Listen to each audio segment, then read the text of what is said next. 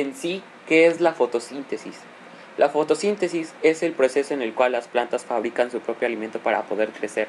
Este proceso lo hacen utilizando agua y dióxido de carbono, cual se encuentra en el aire, y con la ayuda de la luz solar, transforman estos elementos en almidones y azúcares que les sirven de energía para poder crecer. Pero en realidad, ¿cómo hacen este proceso?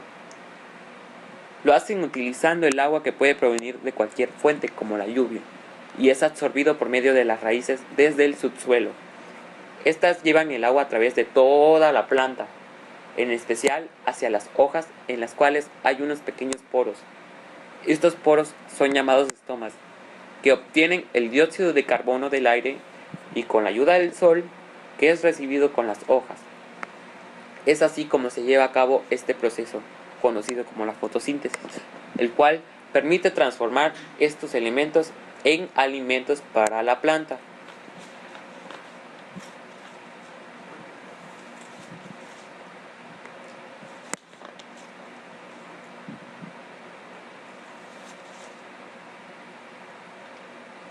Es así como la fotosíntesis permite que las plantas puedan alimentarse.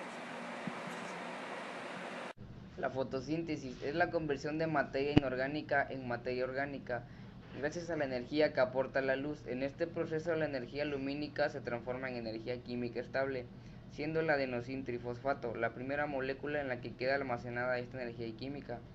Con posterioridad, el ATP se usa para sintetizar moléculas orgánicas de mayor estabilidad. Además, se debe de tener en cuenta que la vida en nuestro planeta se mantiene fundamentalmente gracias a la fotosíntesis que realizan las algas en el medio acuático y las plantas en el medio terrestre, que tienen la capacidad de sintetizar materia orgánica, imprescindible para la constitución de los seres vivos, partiendo de la luz y la materia inorgánica. De hecho, cada año los organismos fotosintetizadores fijan en forma de materia orgánica en torno a 100 millones de toneladas de carbono.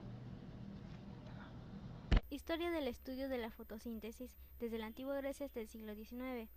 Ya en la antigua Grecia, el filósofo Aristóteles propuso una hipótesis que sugería que la luz solar estaba directamente relacionada con el desarrollo del color verde de las hojas de las plantas.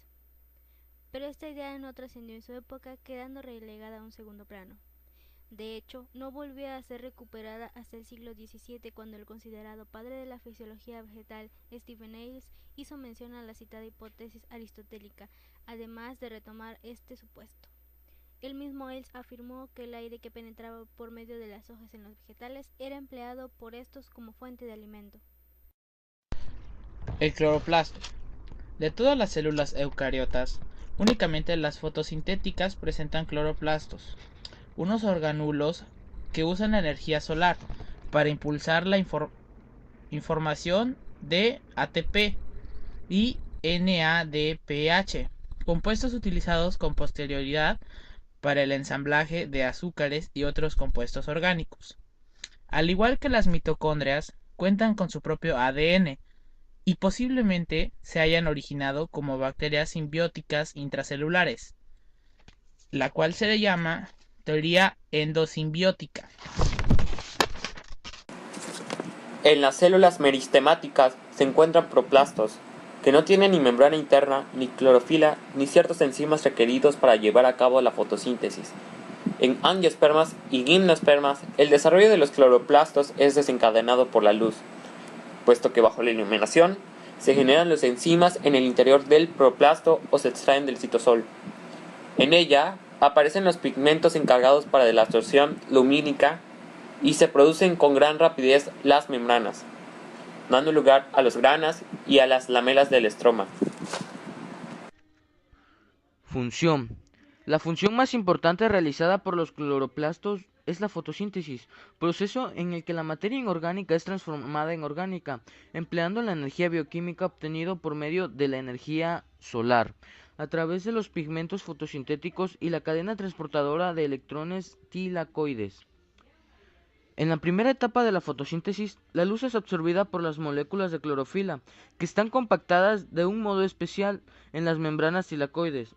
Los electrones de las moléculas de clorofila son lanzados a niveles superiores y, en una serie de reacciones, su energía adicional es usada para formar moléculas de ATP a partir de otras moléculas de ADP, y reducir una molécula transportadora de electrones conocida como NADP. En la segunda etapa de la fotosíntesis, el ATP y el NADPH formados en la primera etapa se utilizan para reducir el carbono, el dióxido de carbono a un azúcar simple. Así, la energía química almacenada temporalmente en las moléculas de ATP y de NADPH se transfiere a moléculas adecuadas para el transporte y el almacenamiento de la energía en las células de las algas o en el cuerpo de las plantas. Factores externos que influyen en el proceso.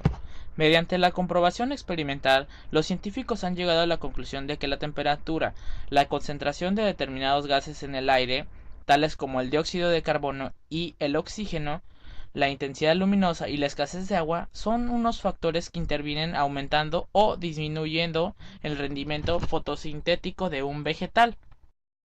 La temperatura.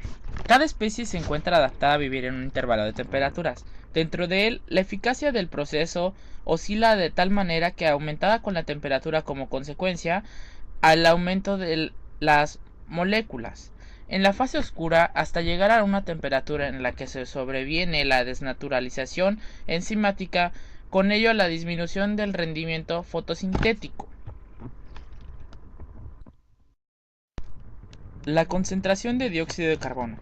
Si la intensidad luminosa es alta y constante, el rendimiento fotosintético aumenta en relación directa con la concentración de dióxido de carbono en el aire, hasta alcanzar un determinado valor a partir del cual el rendimiento se estabiliza. La concentración de oxígeno. Cuanto mayor es la concentración de oxígeno en el aire, menor es el rendimiento fotosintético, por supuesto debido a los procesos de fotorrespiración. ¿Quién descubrió que las plantas podían realizar la fotosíntesis con el monóxido de carbono? Bueno, pues fue en la antigua Grecia. Fue el filósofo y biólogo Aristóteles quien había propuesto una hipótesis según la cual la luz solar estaría directamente relacionada con el desarrollo del color verde de las hojas plantas. Sin embargo, esta suposición cayó en el olvido y no volvería a ser recuperada hasta el siglo XVII, cuando el considerado padre de la filosofía vegetal, Stephen Hales, hizo la mención a la relación establecida entre la luz y las plantas por Aristóteles.